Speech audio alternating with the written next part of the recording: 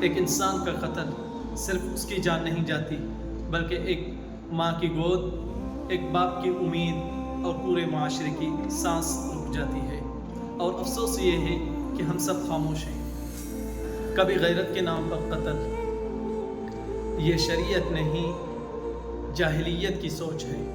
کبھی قبائلی انا تو کبھی چند پیسوں، موبائل فون اور بائک کی وجہ سے خون کر دیا جاتا ہے۔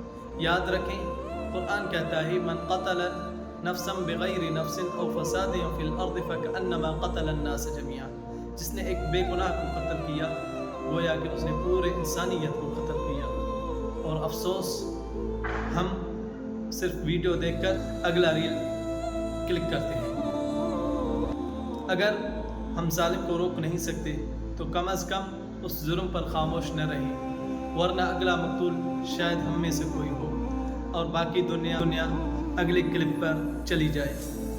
اب بھی وقت ہے ظلم کے خلاف آواز بلند کریں، کیونکہ کبھی کبھی خاموشی شریک جرم بن جاتی ہے۔